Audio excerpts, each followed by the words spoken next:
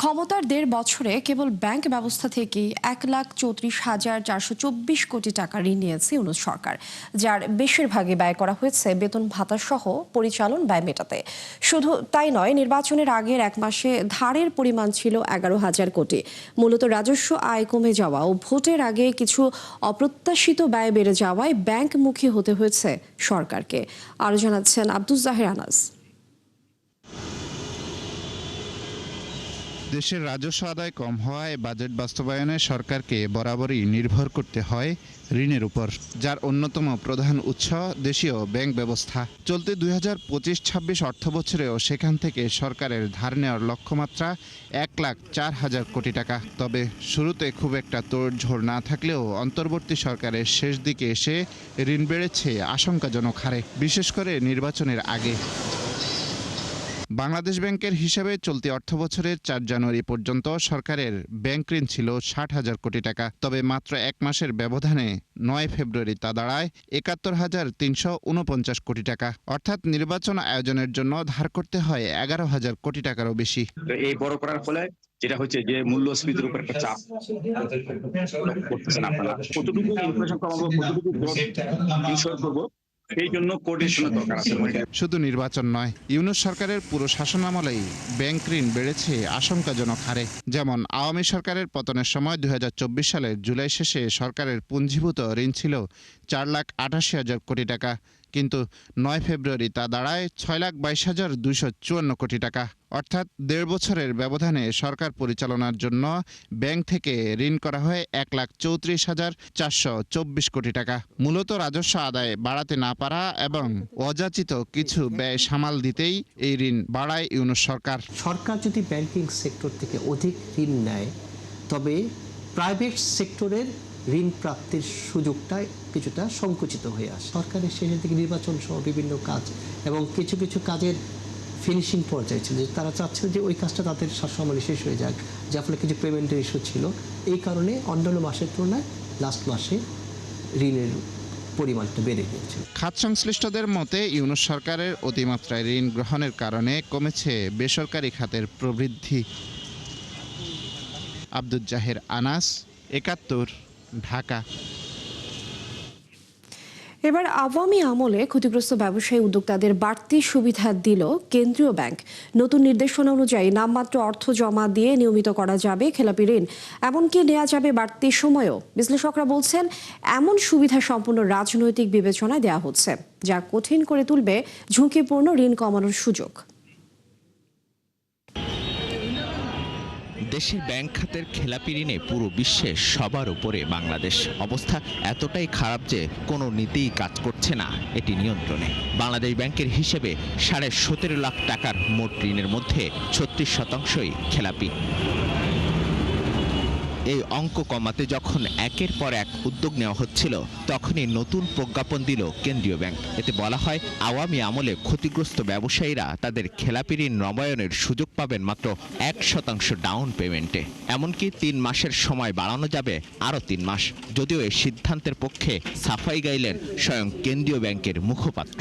এই ধরনের মজলুম ব্যবসায়ী যারা, তাদেরকে কিন্তু ব্যবসার আওতায় তারা যাতে আবারও কলকারখানা চালু করতে পারে, সেই সুযোগ তাদের উদ্দেশ্যে এই পলিসি করা হয়েছে। অনেক ব্যবসায়ী 2% ডাউন পেমেন্ট দিয়েও দেওয়ার মতো সামর্থ্য নাই, কিন্তু আমরা বুঝতে পারছি যে তারা বোনাফাইড। তাদেরকে যদি কিছুটা শিথিল করা হয় পলিসি, তবে তারা ব্যবসা শুরু করতে পারবে। এর আগে অন্তর্বর্তী সরকারের আমলে ক্ষতিগ্রস্ত ব্যবসায়ীদের সুবিধার্থে নীতি সহায়তা দেয় কেন্দ্রীয় ব্যাংক, যার আওতায় নবায়ন কিংবা নতুন করে ঋণ সুবিধা পান কয়েকশো উদ্যোক্তা।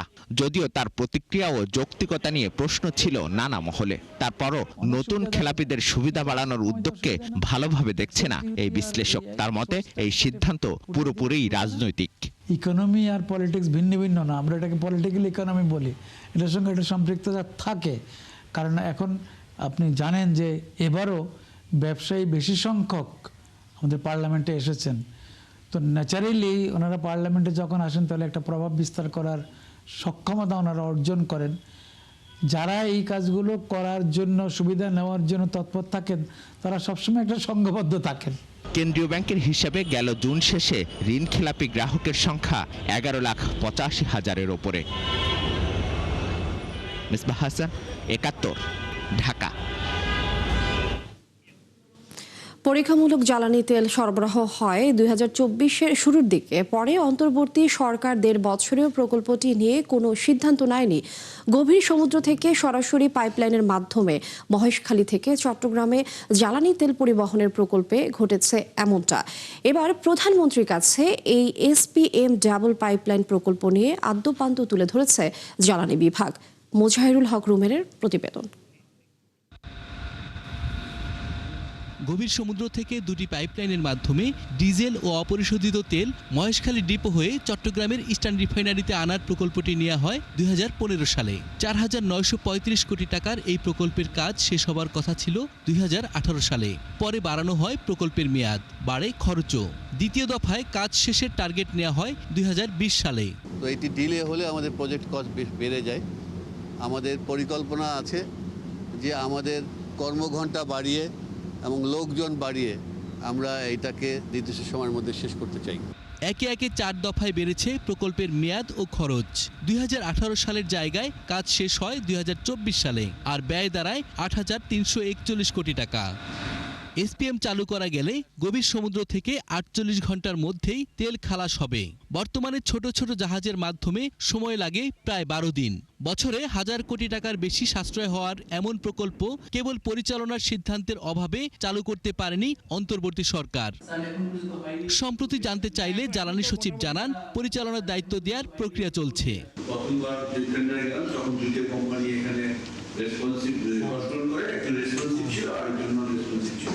কিন্তু যিনি রেসপন্সিবল ছিলেন যে দাম দিয়েছিলেন সেটা আমাদের যে নির্দিষ্ট যে আমাদের এস্টিমেটেড কস্ট থেকে 51% বেশি। সেই জন্য আমাদের আইন অনুযায়ী আমাদেরকে আবার দ্বিতীয় টেন্ডার দিতে হচ্ছে, এটা প্রক্রিয়াধীন আছে।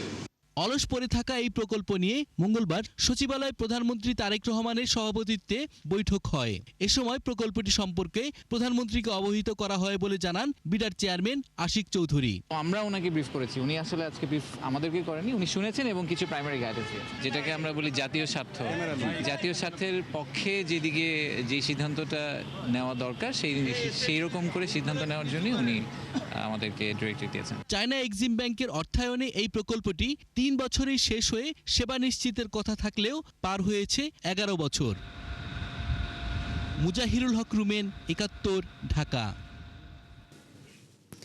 জাতীয় অর্থনৈতিক পরিষদের নির্বাহী কমিটি একনেক গঠন করা হয়েছে। সভাপতি হিসেবে প্রধানমন্ত্রী তারেক রহমান ও বিকল্প সভাপতি হিসেবে স্থানীয় সরকার, পল্লী উন্নয়ন ও সমবায় মন্ত্রী মির্জা ফখরুল ইসলাম আলমগীর দায়িত্ব পালন করবেন উন্নয়ন প্রকল্প অনুমোদন সংক্রান্ত ওই সংস্থার। এদিকে অর্থমন্ত্রী আমির খসরু মাহমুদ চৌধুরীকে সভাপতি করে গঠন করা হয়েছে অর্থনৈতিক বিষয় সংক্রান্ত ও ক্রয় সংক্রান্ত মন্ত্রিসভা কমিটি। দেশের উন্নয়নের অন্যতম নিয়ামক অভ্যন্তরীণ অবকাঠামো নির্মাণ, যার অনুমোদন দেয়া হয় জাতীয় অর্থনৈতিক পরিষদ বা একনেক সভায়। বাংলাদেশের প্রধান উন্নয়ন প্রকল্প অনুমোদনকারী এই সংস্থাটি গঠন করা হয়েছে মঙ্গলবার। প্রধানমন্ত্রী তারেক রহমানকে সভাপতি ও স্থানীয় সরকার, পল্লী উন্নয়ন ও সমবায় মন্ত্রী মির্জা ফখরুল ইসলাম আলমগীরকে বিকল্প সভাপতি করে একনেক গঠন করা হয়। রাষ্ট্রের উন্নয়নে নীতিগত অনুমোদন ও কেনাকাটা সংক্রান্ত গুরুত্বপূর্ণ সিদ্ধান্ত নিয়ে থাকে অর্থনৈতিক বিষয় সংক্রান্ত কমিটি ও ক্রয় কমিটি। নতুন সরকার দায়িত্ব নেওয়ার পর সেটিও গঠন করা হলো 24 ফেব্রুয়ারি। অর্থমন্ত্রী আমির খসরু মাহমুদ চৌধুরীকে সভাপতি করে ওই দুই কমিটিরও অনুমোদন দেওয়া হয় মঙ্গলবার। নাদিয়া ইসলাম তুলি, ৭১, ঢাকা। আমদানি পর্যায়ে ভ্যাট হার সমন্বয় করায় কেজিতে 1 টাকা 25 পয়সা কমল এলপি গ্যাসের দাম। ফলে 15 টাকা কমে 12 কেজি সিলিন্ডার এখন 1341 টাকা। নতুন এই দাম সন্ধ্যা থেকে কার্যকর হয়েছে বলে জানায় বিইআরসি। এর আগে ভোক্তা পর্যায়ে বেসরকারি খাতের তরলীকৃত পেট্রোলিয়াম গ্যাসের দাম ফেব্রুয়ারি মাসে প্রতি কেজিতে 4 টাকা 21 পয়সা বাড়ানো হয়। ফলে চলতি ফেব্রুয়ারি মাসের জন্য নির্ধারণ করা হয়েছিল 1356 টাকা। তবে জানুয়ারিতে হঠাৎ সরবরাহ সংকট দেখা দিলে সরকারি নির্ধারিত মূল্যের চেয়ে বাড়তি দামে সিলিন্ডার কিনতে হয় গ্রাহককে। সৌদি সিপিকে ভিত্তিমূল্য ধরে দেশের বাজারে এলপিজির দাম সমন্বয় করে বিইআরসি। 2021 সাল থেকে দাম নির্ধারণ করে আসছে বাংলাদেশ এনার্জি রেগুলেটরি কমিশন।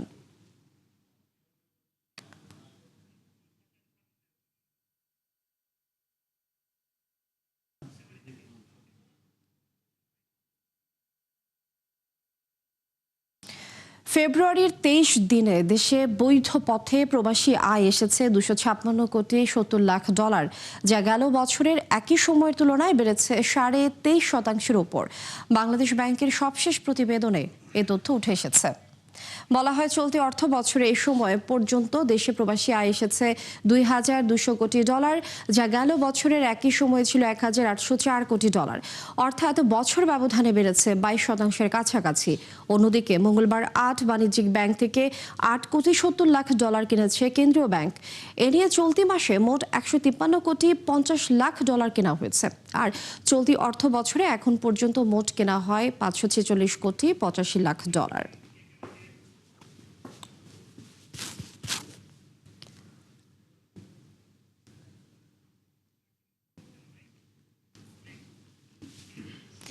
গভর্নরের বিভিন্ন সিদ্ধান্তের সমালোচনা করে সংবাদ সম্মেলন করায় বাংলাদেশ ব্যাংকের 3 কর্মকর্তাকে শাস্তিমূলক বদলি করা হয়েছে।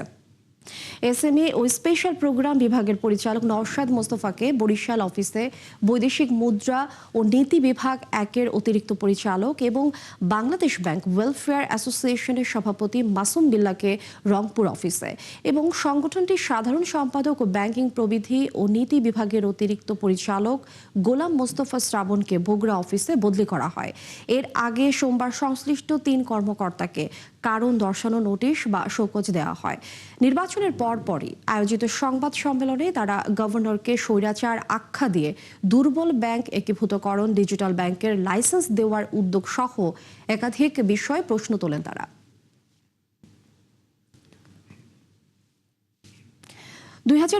সালে যুক্তরাষ্ট্রের রেকর্ড 820 কোটি ডলারের পোশাক রপ্তানি করেছে বাংলাদেশ, যা আগের বছরের চেয়ে 12% বা 86 কোটি ডলার বেশি।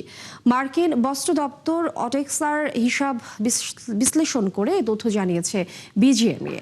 তবে এর জন্য ইউনিট প্রতি 2 সেন্ট ছাড় দিতে হয়েছে। বর্তমানে বাজেটটিতে বাংলাদেশের হিস্সা 10.5% আর অবস্থান তৃতীয়। তবে এই সময় সমান প্রবৃদ্ধি নিয়ে দ্বিগুণের বেশি রপ্তানি করেছে প্রথম স্থানে থাকা ভিয়েতনাম। আর দ্বিতীয় স্থানে থাকা চীনের রপ্তানি 35% কমে নেমেছে 10.5 বিলিয়ন ডলারে। অন্যদিকে ধারাবাহিকভাবে রপ্তানি বাড়ছে ভারত, কম্বোডিয়া, ইন্দোনেশিয়া ও পাকিস্তানের।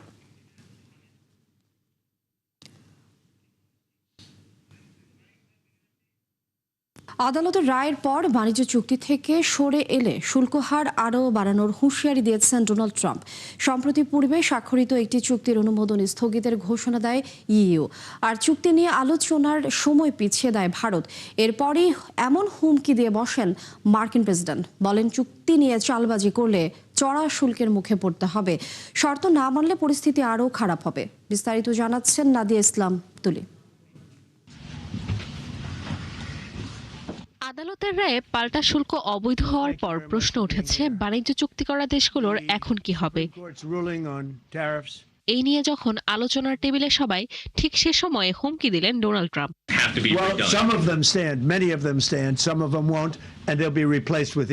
বলেন, সুপ্রিম কোর্টের হাস্যকর রায় নিয়ে যেসব দেশ চালবাজি করতে চায়, বিশেষ করে যারা বছরের পর বছর ধরে যুক্তরাষ্ট্রকে লুট করেছে, তাদের আরও চড়া শুল্কের মুখে পড়তে হবে। সম্প্রতি তারা যে শুল্কে রাজি হয়েছিল, পরিস্থিতি তার চেয়েও খারাপ হবে। হুঁশিয়ারি দেন কেউ যেন আদালতের রায়কে ঢাল হিসেবে ব্যবহার করে প্রতিশ্রুতি থেকে সরে না আসে। মূলত গেল দিন পূর্বে স্বাক্ষরিত এক চুক্তির অনুমোদন স্থগিতের ঘোষণা দিয়েছে ইউরোপীয় ইউনিয়ন। অন্যদিকে বাণিজ্য চুক্তির দ্বারপ্রান্তে থাকা ভারতও আলোচনার তারিখ পিছিয়ে দিয়েছে। এমন পদক্ষেপের পর ট্রুথ সোশ্যালে এক পোস্টে দেশগুলোকে সতর্ক করেন ট্রাম্প। যদিও হোয়াইট হাউস বলছে, আদালতের রায়ের ফলে তাদের বাণিজ্য নীতিতে কোনো পরিবর্তন আসবে না, বরং অন্য আইন ব্যবহার করে শুল্ক আদায় অব্যাহত রাখবে। যে লক্ষ্যে বাণিজ্য সম্প্রসারণ আইনের ধারা 122 কার্যকর করেন ট্রাম্প, যা এর আগে কখনো ব্যবহার করা হয়নি, যার আওতায় কংগ্রেসের অনুমোদন ছাড়াই 150 দিনের জন্য শুল্ক আরোপ করতে পারেন প্রেসিডেন্ট। শুধু তাই নয়, অতিরিক্ত টালবাহানা করলে বাণিজ্য অংশীদারদের উপর লাইসেন্স ফি আরোপেরও হুমকি দেন ট্রাম্প। এছাড়া জাতীয় নিরাপত্তার বাহানায় অর্ধ ডজন শিল্পের উপর নতুন করে শুল্ক আরোপের কথা ভাবছে মার্কিন প্রেসিডেন্ট। ওয়াল স্ট্রিট জার্নালের প্রতিবেদনে বলা হয়, এর আওতায় থাকতে পারে শিল্প খাতে ব্যবহৃত ব্যাটারি, লোহা, রাসায়নিক, পাওয়ার গ্রিড ও টেলিকম সরঞ্জামের মতো পণ্যগুলো।